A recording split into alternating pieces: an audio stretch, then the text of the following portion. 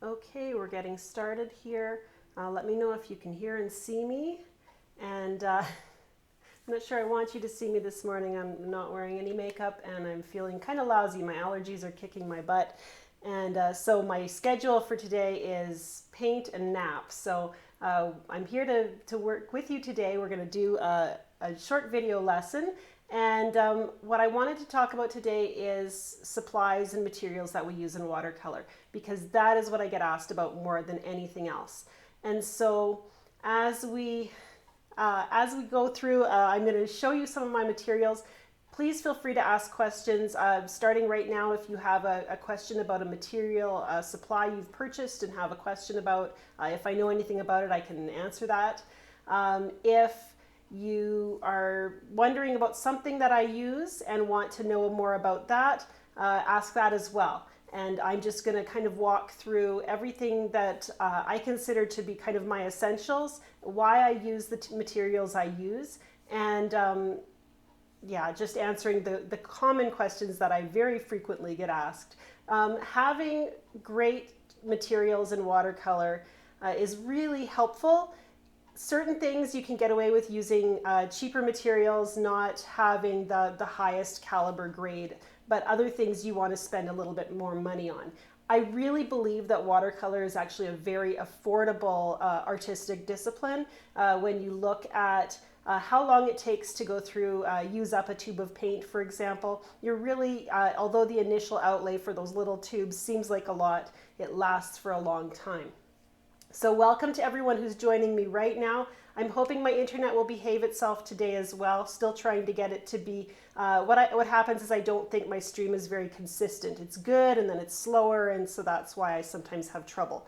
So we're gonna just switch cameras right now over to my work surface, and we're gonna start taking a look at what I have just using for my basic toolkit. Like I said, please feel free to ask questions as I go through the materials. If there's something I haven't explained thoroughly, I want to cover it, and I want to cover it well. The other thing I want to mention is I have, on my website, I have recommended materials and supplies always on my website at learn.angelafehr.com, so you can check that out. And I also just recently put together a printable for my local workshop of watercolor supplies for Canadians. So it's got resource links if you live in Canada and want to try to source your materials here in Canada.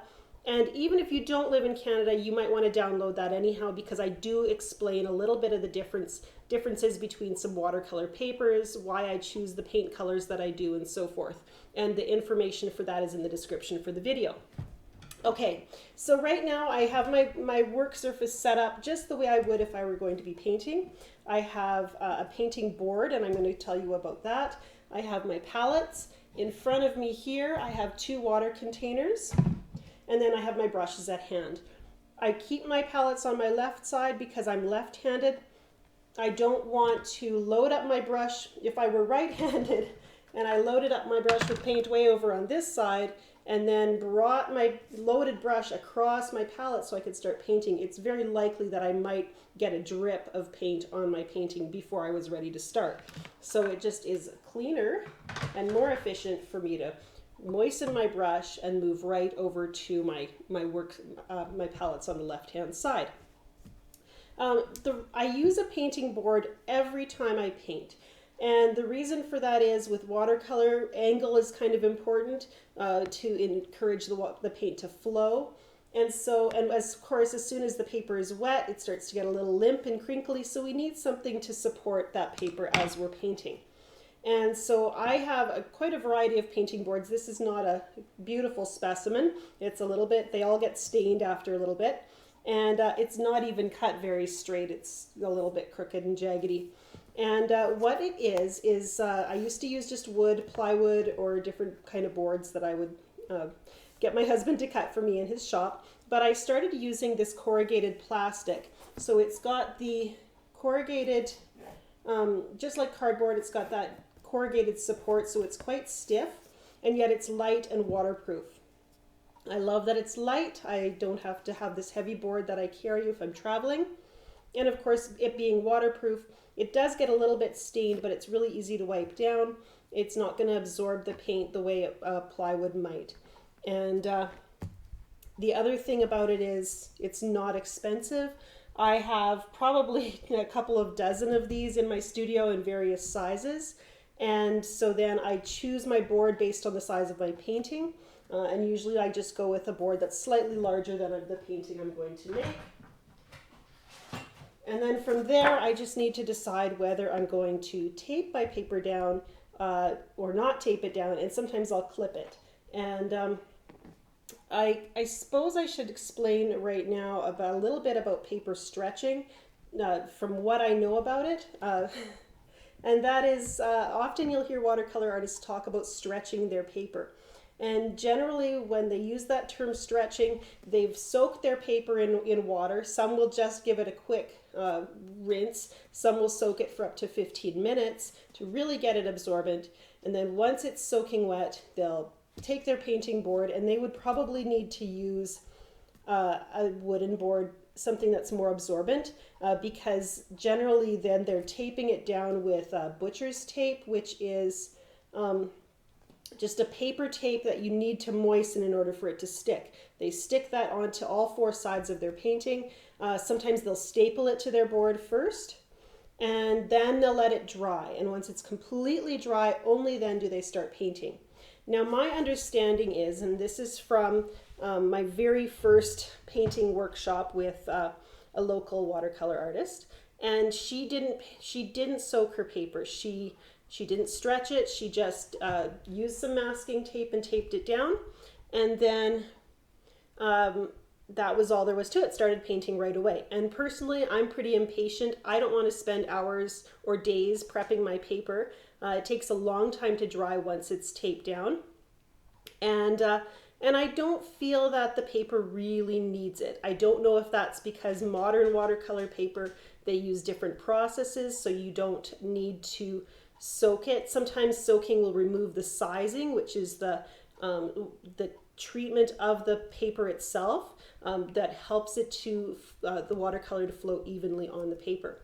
And I haven't, some say that stretching reduces the buckling, the amount your paper will buckle. Personally, I've found with really good quality watercolor paper, buckling isn't really a big issue. I tape it down with masking tape. Sometimes I don't even do that. Sometimes I'll just use, and I moved my bulldog clips and now I can't find them. Sometimes I'll just use these bulldog clips. And this is a painting I did earlier this morning. Like I said, I'm spending my day painting and napping. And this one, as you can see, I've got some ripples in it. I did my first wash and I have to add the details in my second layer. While it's wet, I see this big ripple over here. There's another ripple here. It hasn't affected really the way the paint flows. And that's because I didn't use like this huge pool of water. The amount of water is going to affect how the paint moves on the paper and how the paint handles any ripples that might come. As this dries, I'm going to see these ripples flatten out. And it's still going to be a little bit wavy probably. How I deal with that, when I go to frame my painting, I might iron it just between two pieces of paper towel face down with a light steam setting, or I might just get my framer to worry about it, and they can usually, if it's just a few ripples, once you've sandwiched it between mat board and the backing board, the ripples are kind of evened out just with the pressure of the matting or framing process. So whether or not you stretch your paper really is a matter of personal preference. If you're really battling with buckles and ripples in your paper, you might want to try it. First thing you should try though is using the right paper, and I'm going to talk about that next. Just going to pause for a second so I can take a look at your questions here as they come up on the chat. We have questions about the Kor-Plast and how to source it. I didn't touch on that. I get my Kor-Plast from a local sign shop, and if you have a friend who's a realtor or a politician, they might have some sheets left over from an election. Actually, a local council person gave me some of the scraps from the end of her board. They come in usually 4 by 8 foot sheets of Kor-Plast, and her signs weren't quite a perfect fit for her 4 by 8 sheet. So I got a bunch of great pieces to use for some of my larger paintings. And it is really easy to cut down just with a sharp blade.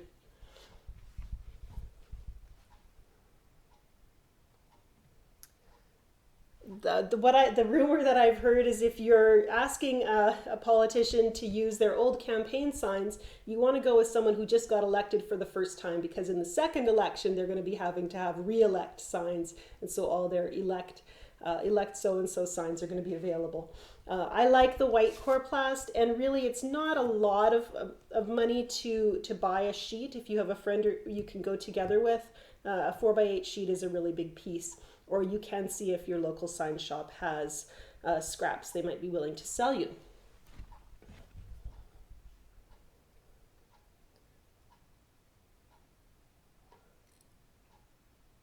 Just looking again at your comments.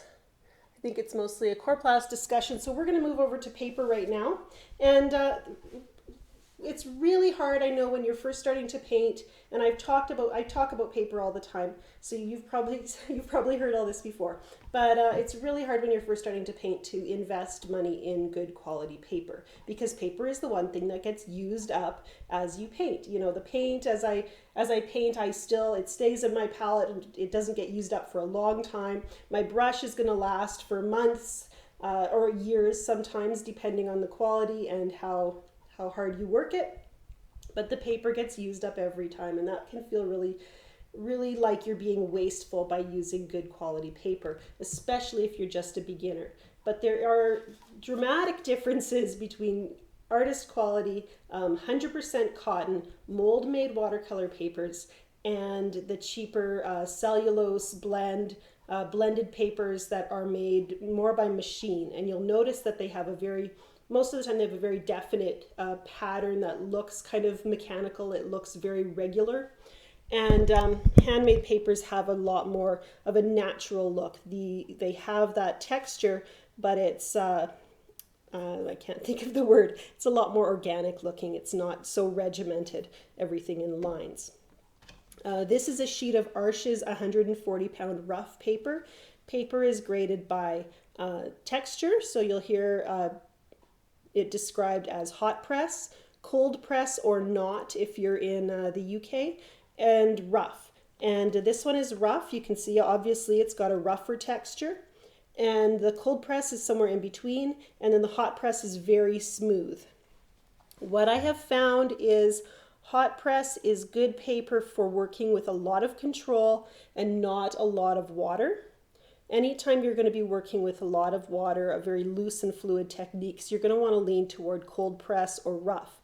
And I've started using rough more and more because I love the texture that I get when I'm painting with rough paper. Let's see if I have an example here. Yeah, this one's kind of got a little spot here. Where the color has settled into the rough texture, you get some beautiful granulation, some beautiful watercolor effects that look very textural and are very enjoyable. You also get beautiful dry brush effects where you're skipping the brush with just a tiny bit of paint across the paper and just touching it on the surface of the high points of your rough paper. So rough or cold press paper works really well for creating those textures, but you don't get the really fine detail that you might see with the hot press paper. Regarding weight, oh, I took all my paper away. The weight is all about how thick the paper is. So the higher the weight, the thicker the paper. And the two sheets that I have here, one is 140 pound, and I wouldn't recommend going any thinner than 140 pound, which I believe in the UK they go by grams, and so it's I think it's about 300 GSM, and it's got a cardstock kind of feeling, like the weight of a birthday card. So it's not super thick, but it's definitely sturdy. Once you get to the thinner weights, you just get way too much buckling and rippling. This is a 300 pound and it's very stiff. You're gonna feel like it's more like a thin cardboard, like maybe a little bit like a cereal box, that kind of weight. And that's 300 pound or 640 GSM. And I love, I always feel very luxurious when I paint on the 300 pound. It's a sturdy paper, you're going to get less buckling, and you're going to, sometimes the texture even feels a little bit different between the 140 and the 300 pound. So I often just feel like my paintings turn out better when I'm working on the thicker paper. It does get quite expensive though, so I'm content to work on 140 pound as well.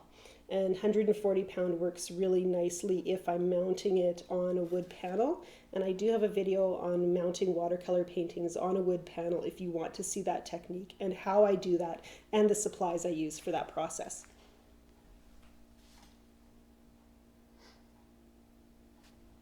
Eve suggests that wood pulp paper is good for swatching colors, testing colors out. That's a great idea if you have bought student grade paper and you can't bring yourself to throw it away. And I don't ever throw paper away either, but I would use it maybe for sketching, doing value studies, testing out colors.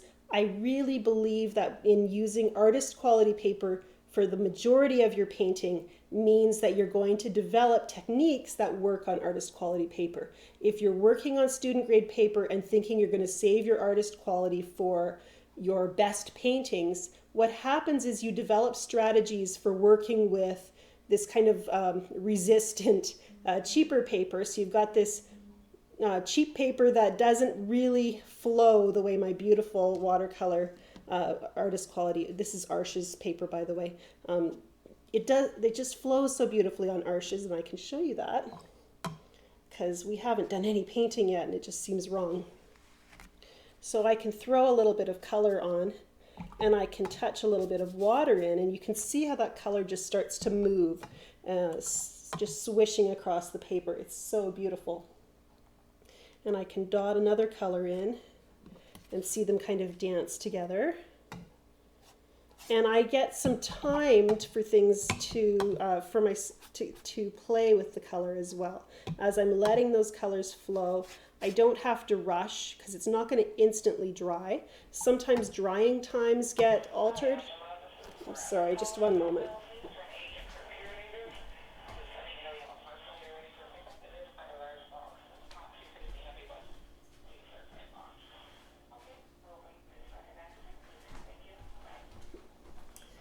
I apologize. I turned my ringer off, but I forgot that when my answering machine goes on, it's audible.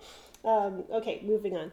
I can come back. I walked away. I moved my phone. I actually hid it under the bed so I didn't have to hear it. And now I'm coming back. I don't have to feel like I missed those crucial seconds for playing with my painting. I know that my paper has enough absorbency that it holds the moisture, and the color is going to continue to move, and I can still create some really beautiful effects. Oh, that's so fun to watch. And just let that beautiful stuff kind of happen. And I do feel like when I'm trying to do this on a cheaper quality of paper, I just don't get the same movement. I don't feel as relaxed because I'm kind of fighting to get those colors to do what I want them to do. And so I have to modify my techniques. And so right away, then as soon as I switch to good quality paper, I have to get my mind back in that mindset of now I have to change my approach to suit the paper I'm using. So that's why I suggest using your artist quality paper all the time. Brands I like are Saunders Waterford is a good one. If you're in Europe or the UK, it's more available than it is around here. Arches is pretty much available everywhere. And Fabriano makes a good artist quality paper, Winsor and Newton. Some of these companies you do need to watch though, because they'll market a student grade that's just not going to do the same kind of beautiful movement. So you have to pay attention to things like whether it's 100% cotton, whether it's mold made, and then just even take a look at it and see how it compares to the artist quality paper that you have used and tried in the past. And if you have a brand that you love, I'd love to hear about it. I'm always interested in trying out different things. Some of the brands that I use personally are just because they're the ones that are the most available in my area. And I haven't had opportunity to try all kinds of different brand names from all different places. So I'm always, I do enjoy trying different products and seeing what works. And you never know. Maybe one day we'll find a perfect student grade paper that will revise my opinion on whether or not beginners can use student grade papers.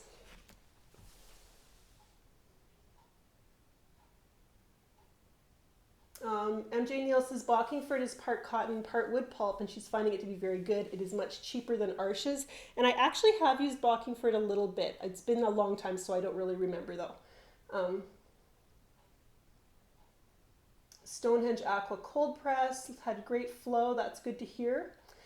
Heather asks if anyone ever gets a big roll of watercolor paper, and really that's the best deal. Is if you can spend a couple $100 for a big roll of watercolor paper, you're going to have several years supply.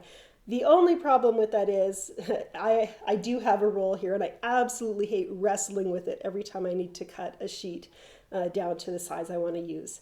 It's then I do have to stretch my paper because it comes out curled. So I prefer to buy my paper in full sheets, which are 22 by 30 inches. That seems to be most economical for me. And I have, when I'm teaching watercolor classes, I buy these pads. They're 9 by 12 inches, 140-pound cold pressed Arches, and they're pretty reasonable. I try to find a sale.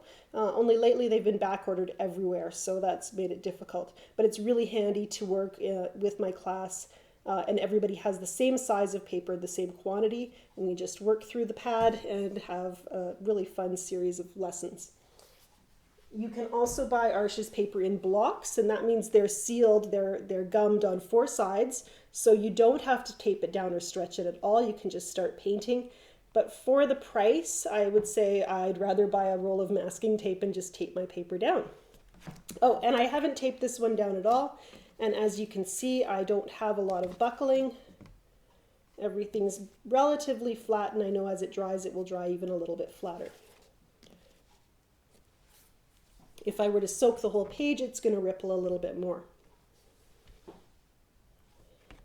Another paper I've reviewed, and you can see on my channel, is indigo watercolor paper. Indigo art paper is made in India. It's another beautiful handmade paper. What I love about it, and I'm speaking for the 300-pound cold press, is because the thinner weights I don't care for as much, but the 300-pound cold press I just love. It's got this amazing texture that gives, really showcases the beauty of some of the granulation of the Daniel Smith paints. And I think that's a good segue into talking about some of the paint that I use. Let's see here. I had everything set out before me, and then as soon as I start the video, it all disappears. Okay, so right beside me you see my palette. My palettes, I have 3 here, and I actually have 3 more on the other side right beside them. And I use 3 palettes because, or 6 palettes because I love color. I love playing with different colors, and I love seeing different colors working together. But I do not use all, I think 6 times 25, what have we got, like 150 colors here? So we have I have a lot of different colors I can work with, but I do not use them all in one painting. I really just plan to use 3 to 6 different colors in one painting. And that gives my painting color harmony and unity, so everything kind of fits together. And I buy my paints in the tube. Here I have 3 different brands. Daniel Smith, this is Sennelier, and this is Kor. And these are just 3 of the brands that I've tried. I've tried a few more, but Daniel Smith is the one I use most of the time because I love the way they mix different pigments to get different colors. And most of the colors that you see here are Daniel Smith. I use my paints. People ask regarding the pans that you can buy where the pigment is already in those little blocks, and you can just load up a palette with those little pans. What my research has told me is that you get a better bang for your buck. It's cheaper to buy your paint in the tubes. And with the exception of Winsor & Newton, who insist that their tube pigments are not made to be squeezed into a palette, other companies will tell you that it's not a problem to fill your palette with tube paint, let that tube paint dry, and then re-wet it to paint. And what I like to do is just spritz my palette with water before I start painting. That moistens the paint and gets it nice and juicy on the surface, and then I can just start painting. If I'm using my paint straight from the tube, I feel like I use more paint, and a lot of the time that's because that very juicy fresh pigment hides in the bristles of my brush and gets rinsed away in my rinse water. So I don't want that to happen. I would much rather use my brush to just stroke up some color from the surface of the paint in the palette, and you can see there's quite a lot of beautiful juicy color there, and then use it to fill my painting. I do occasionally squeeze paint straight from the tube right onto my paper if I want something really expressive and vibrant. But most of the time I'm quite happy to have my paint here in my palette and ready to go as soon as I've misted it with water. If I know I'm not going to be painting for several days or weeks, I will slip these palettes into a Ziploc bag, something where I can seal it up once the bulk of the moisture has dried off the surface. They'll still have kind of almost a rubbery feel. If I were to poke it, it'll have a little bit of give to it. It doesn't dry hard like rock. And so that's why it re-wets quite easily. There are a few colors that do seem to get kind of crunchy in the palette. I'm not sure if I have one I can show you here. Not really. I try to avoid buying them. But once they start to get really crunchy and they'll have cracks in them, then I know they're going to be a lot harder to get a really strong saturation of pigment. You can still use them, but if you want that color in its boldest form, you're going to want to squeeze a little bit fresh from the tube. And a lot of times that just happens because it's not a color I use a lot. As you can see, I write the names of the paint colors on the edge of my palette, and that helps me to remember what they are as I get used to them. Sometimes it does wear off, those little words, but at that point I've usually memorized what that color is, and so it's not an issue. My palettes are made by Reeves. They're called the Reeves Large Plastic Palette. I've used the same palette since I was 18 years old, and it's a very functional palette. I like the 5 large mixing areas.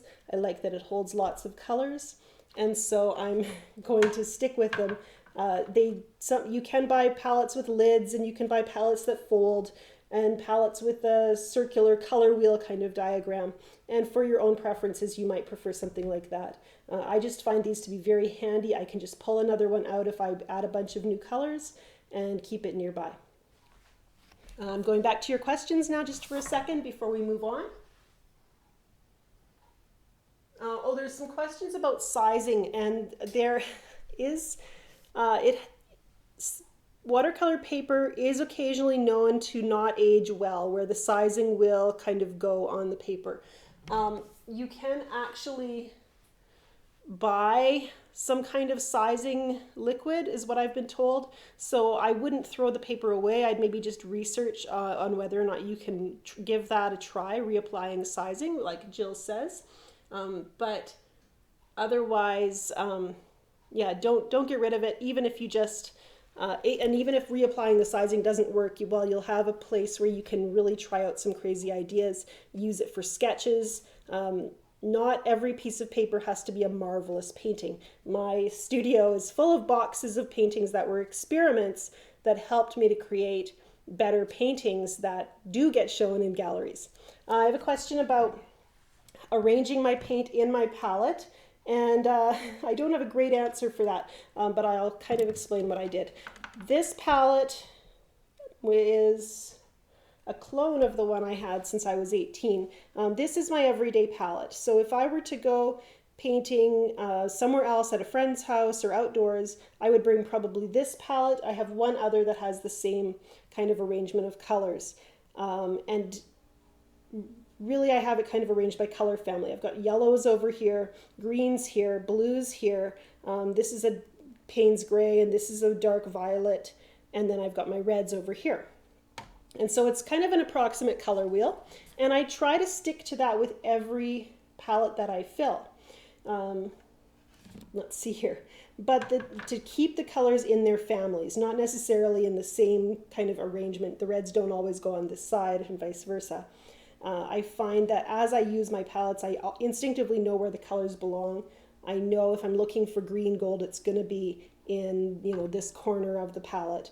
And so I can just kind of aim that direction with my brush and find it. But this palette here was filled when I went through a phase of buying a whole bunch of neutral colors. So it's got most of my great neutrals. And so that one was just based on when I bought those particular colors. And then I think this is the same thing. This was an order I made to Daniel Smith and a bunch of new colors. Some of them I've used a lot and they've found their way into my Take With Me palette, my plein air palette, and others. So as I've used colors, if I find they're really indispensable, they might find a place in my palette that's going with me out of town. And so everything kind of changes a little bit all the time. And as like this one has an empty space now, so I'm kind of pondering what I'm going to put in this spot. And it's going to be another blue, but do I want to put back that same blue that I had, or do I want to try a different one in my everyday palette? So I'm just kind of basing my palettes on what I use a lot, and working new colors into my older palette as I go.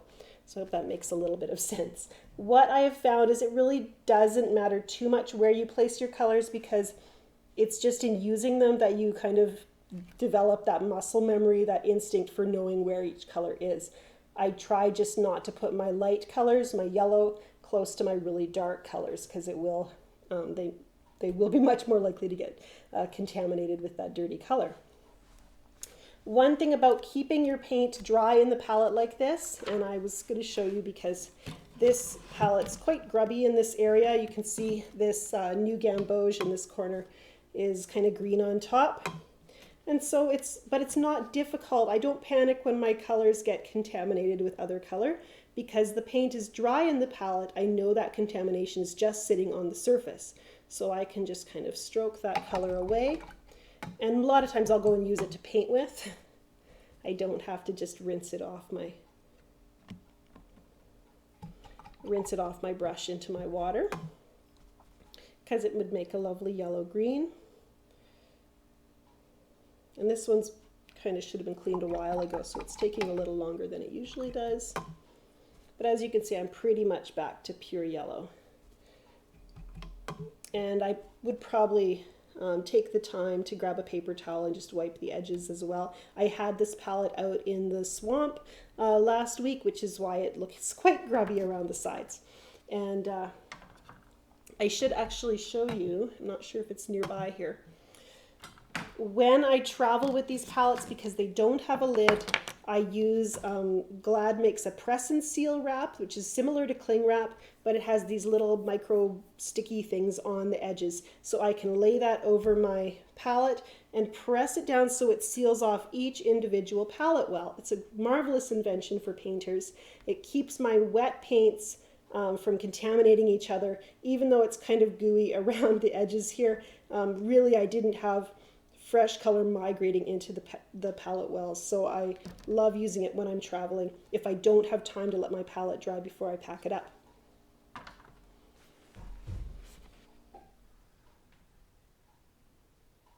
The 3 palettes on my screen are the same size. They're all the exact same brand and size. Good questions here. Everart says, glycerin is great for putting Winsor & Newton tube paint into pans. In Liquid Color has a great video on adding glycerin and honey. So some people do use different things to prep their paints before they add them into the tube. Another artist told me they mix their paint with a little bit of water before they put it in the palette. I haven't tried it. I just squeeze it straight in because I'm kind of lazy that way, and if it works, I'm not going to add an extra step. But if you do have a paint that you love using but tends to dry really crunchy with those craters in it, cracks and craters across it, you might want to try adding something like glycerin or honey and seeing if that helps. Honey, of course, if you're painting outdoors, might attract the bees. I've heard that about some of those honey-based pigments. What sort of pen do you use to label your colors? I usually just use a pigment marker or a Sharpie with a very fine point. The other thing I was going to mention is these new palettes, when you first get them and you're trying to mix color in the wells, you might feel like your paint is beading up and not really mixing. It kind of just makes little water-resistant bubbles on the plastic. It will start to develop a bit of a tooth where the pigment will flow much more smoothly as you use it. But if you don't want to wait, grab like a magic eraser or a nail file or a little piece of very fine sandpaper, and you can just buff it to give it a little bit of grip so that it will hold the water in a little bit more of a smooth flowing way. Let's see, there's just so much to talk about here. Supplies are fascinating. And I should mention that the brands that I use I really started with what was available in my area. And for paint, you do not have to go to artist quality paint right away. I would recommend avoiding those student watercolor kits, where you get like 12 tubes for $15 or something. If the price is really cheap, there's probably a reason for that. So you want to go with kind of more of a mid-range price. Or a good quality student grade. Grumbacher makes a student grade paint. Winsor & Newton has a Cotman line, which is more affordable. You can feel free to use student grade paints until you start to notice the difference. And once you start craving like a stronger saturation of color, or noticing that another artist has just a more beautiful cadmium red than your student grade cadmium red, that's when you want to start thinking about upgrading. You don't need to go to artist quality paint right away, and you do not need to have 150 different colors like I do. I recommend actually not going overboard buying color.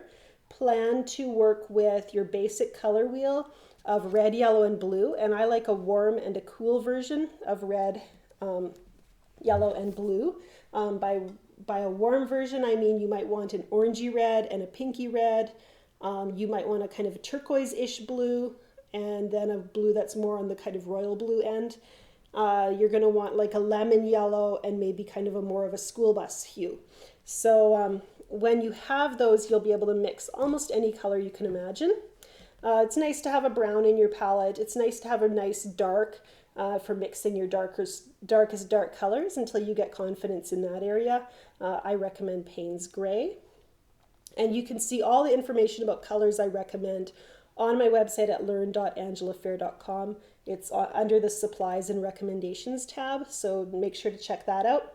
And do check out my free download, Watercolor Shopping for Canadians. There's a link in this video description so that you can check that out too, because I share some of my favorite mail order sources. In my small town, there is not really an art store. There's a hobby shop that has a few supplies for watercolor, but most of the time I need to order online if I want to get the supplies that I really think work the best in my watercolor painting. I want to show you my brush, and this is my newest one. I've actually put a little piece of tape on it so that I know it's the brand new one and not my older ones, because I absolutely refuse to throw them away. I can still use them, even though the tip's not as beautifully pointed as this one is. This is a number 10 rigger brush. It's a Skoda Versatile is the line, and where it comes from. And most of you probably think of a rigger brush as being for painting fine lines, like ship's rigging. Here's another rigger brush. We generally think of them as being tiny and pointy. This one's Princeton Neptune number 1. I think actually they describe it as a script brush, but it's the same idea. They've got longer bristles than your traditional round brush, which I have one of those here as well. So proportionally, you can see that this brush has shorter bristles, in proportion to the rigger version. What I love about this rigger brush is, I'm sure you noticed when I was painting this wash, how I was using the side of my brush to create some beautiful lines. And so I can fill a large area very quickly. I get this beautiful organic line with this long rigger brush. The Escoda Versatile line has very soft bristles that mimic animal hair, but it is a synthetic brush. And the price is right.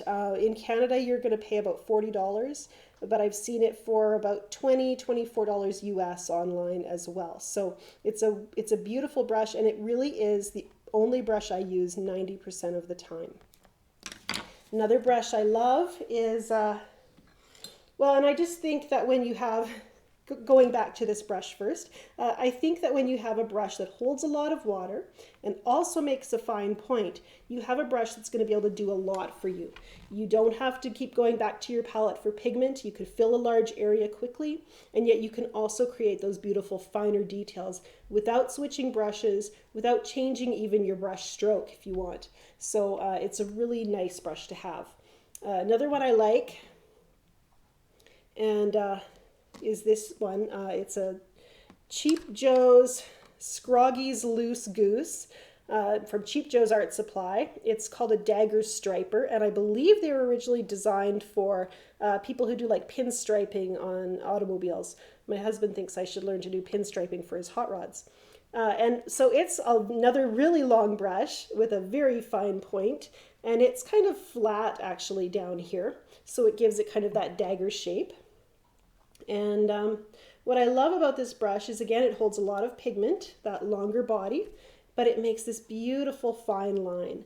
And so I love you, and yet it's so long that you can't really control that fine line nearly as well as with a shorter brush.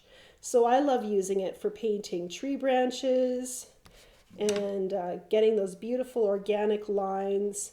It just makes these gorgeous strokes. And yet I can also use it, if I was painting grass, for example, I can also use the side of it to pull up and then pull out some thinner lines. So I get some really beautiful kind of organic strokes that don't look like an artist painstakingly drew every single one. And it's not an expensive brush unless you live outside of the United States, in which case you're going to pay a big mouthful for shipping. So unfortunately, I have not yet found a similar brush that is more affordable for us Canadians.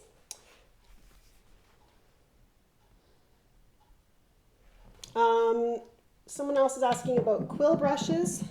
I do have a quill brush here as well, and I actually bought this brush, and I wanted to show it to you today. I bought this brush because it's so pretty. It's got this plastic ferrule and then these wires that hold the bristles onto the brush handle, and I just love those little wires. They look like something that an old master would have used. You know, it's got a very vintagey look to it, which is beautiful to me.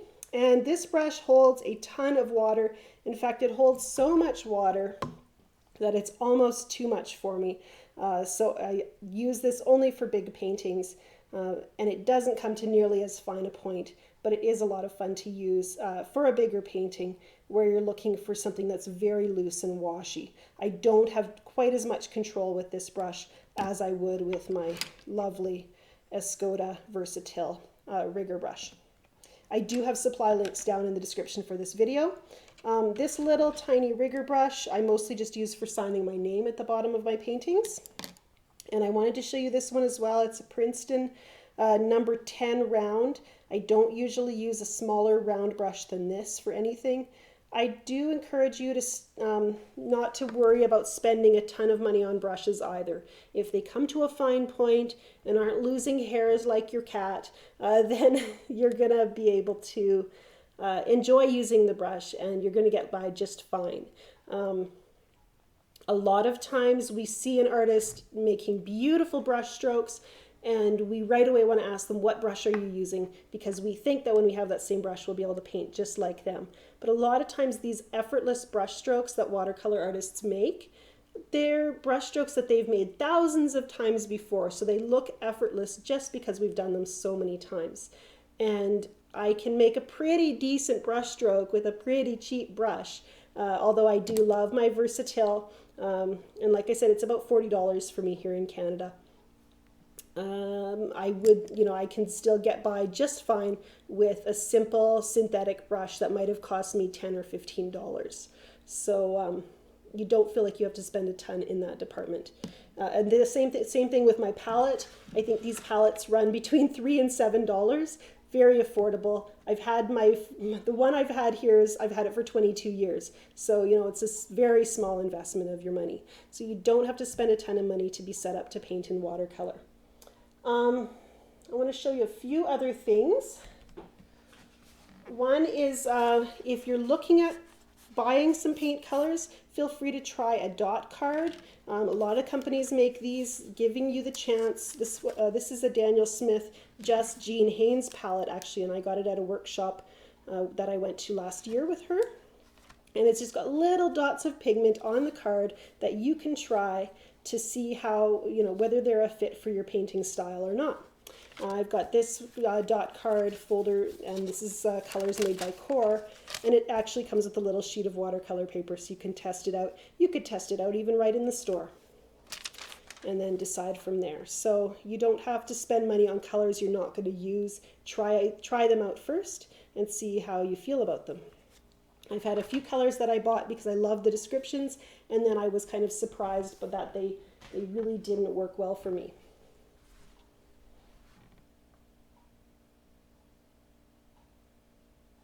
I see there's some great tips coming up on the chat as well of people sharing supplies, and I unfortunately the chat doesn't stick around for the recording of this video after, so I will try to mention anything that I see that we should be sharing. This video will be online on my website here for a week following the broadcast, and then I might attach it to my basic techniques course as a bonus lesson. Just sharing again this content for my students on my website. I want to share these two items. These are color evaluators, and I actually bought these at a quilt shop. In many of my online courses, Composing Simple Landscapes is a good example. My watercolor sketching course on Craftsy, I talk about doing value studies and how the dark and light contrasts in your painting really is what makes the impact in your painting. It makes or breaks your painting in terms of its ability to draw people in. When we are painting, however, we're often thinking about color instead of values. And so pulling out the color evaluator, I can hold it up over my eyes. I'll hold it up over the camera here.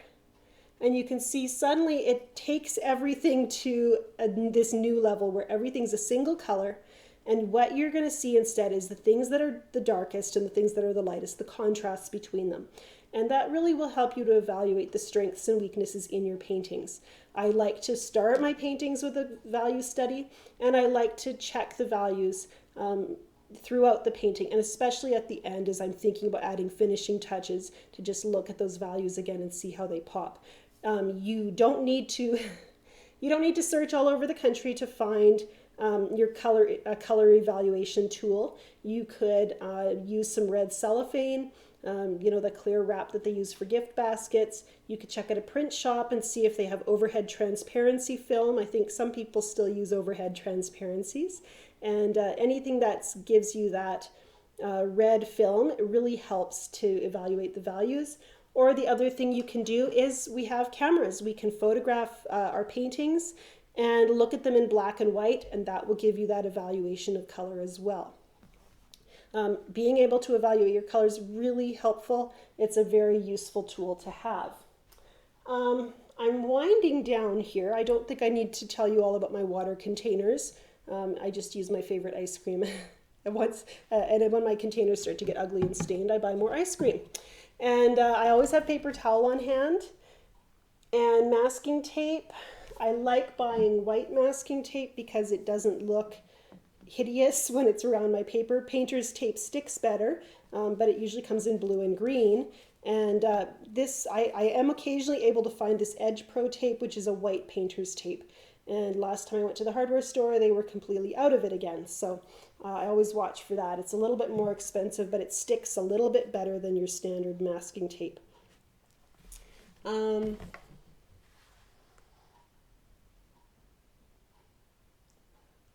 I didn't mention Jackson's Art Supplies, but that's actually often where I get my Escoda Versatile Rigger brush. Dick Blick in the United States has good prices if you're in the US, and they have free shipping as well over a certain amount of sales. But if you're outside of the United States, then try Jackson's Art Supplies, although they're out of stock right now. The dot cards they're not always free. The Daniel Smith full line of, you can get all their colors on a dot card, and I think it's about $21. And so you do have to pay for the privilege of trying all those colors. Otherwise, I guess they'd be sold out all the time of those. But it is worth it in terms of, a tube of this paint might cost you $21 and then you find out you don't like it. So if you have the chance to test it out, you're going to be a lot more certain of the colors that you want to use. I'm happy to answer any more questions that you have about my supplies. I'm kind of looking around my studio to see if there's anything I missed mentioning. And oh, Heidi mentioned she used the palette with the lid and the paint got moldy. You do need to be careful depending on your climate regarding mold. Certainly, you're better off letting your paints dry out than keeping them kind of moist and having that risk of mold. Where I live, the climate is very dry. We don't really have to worry about mold.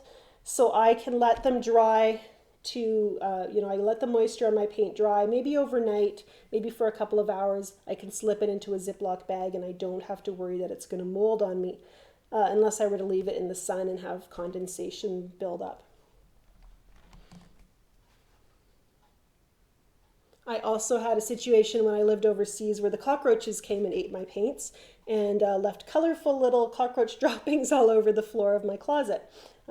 Those are the things you have to put up with when you're living in a third world country. Eve asks if I use mediums or grounds. I have some Daniel Smith watercolor ground. I have some made by Kor. I haven't used it a lot. It's not the same as painting on watercolor paper, so you do have to develop different strategies for using it. And for me, that just hasn't been super high on my priority list, is just figuring it out, how to use it. And watercolor mediums, I have some Ox Gall, I have some Gum Arabic. If you watched my video last week, you'll know that I forgot which one did which feature, and so obviously those are things I don't use a lot either. And some of it's just not having time to do the research. I want to play with my watercolors, and I don't want to be on my computer trying to figure out what mediums do different tricky things. I want to just go and paint and enjoy the colors that I have. So then all I really need is a sheet of paper, some paint and a brush, and I get to go and play for hours. And that's what I want you guys to be able to do. Grab a few colors. Don't be like me. You don't need 25 or 50 or 150. Just take a few to start with. And when I'm playing, I might just grab 3 colors and just do experiments. See what works, see what doesn't. And your experiments at some point are going to start to turn into paintings, and that's always really exciting. But the most rewarding part of painting is just being able to play and feeling really excited when one of those experiments starts to work. So I want you to don't spend a lot of time worrying about your materials. Just go and have fun with them. Maxine's reminding everyone to hit thumbs up if you enjoyed this video. I appreciate it when you do that and when you subscribe to my channel. Remember that I do have very helpful links and description in the description below. I share a link to my newsletter so that you don't ever miss a broadcast. And we actually just have one more video lesson before I take a break for the summer. But you're going to be so excited when I tell you about my summer painting challenge, which will start in July. So I'm not going to be doing live lessons in July, and I don't think I'll be able to do them in August either. I've got some traveling planned. But I will be doing a very awesome and fun summer painting challenge is what I'm calling it. And we have a grand prize, which is worth about $500. And we have weekly challenges where you will receive extra entries into bonus giveaways if you participate in the challenges. So I'm really excited to be able to to do something fun with you. Keep us painting this summer when the weather's beautiful and we have so many other things we want to do. We also want to spend time relaxing and creating. And so I think the Summer Painting Challenge will help us to do that. So I hope you'll stick around. In the next couple of weeks, I'll be sharing more details about that and how you can sign up. And yeah, I'm just super excited about it. I started listing all the things I was going to give away through the months of July and August, and oh my goodness, it's going to be awesome. So hope you're thinking about that and looking forward to it. July is also World Watercolor Month, so it's a really great time to be spending a little bit of time painting and celebrating this beautiful medium that we call watercolor. So thank you, everyone. I appreciate your questions and comments, and I have absolutely no time for any more. Jill, I do have a plein air video. I think if you do a little search on my YouTube, you should be able to find it. And we'll probably talk about plein air painting during our July painting challenge as well. Have a great day, and hopefully you get some time to paint today. I know I'm sure looking forward to doing that.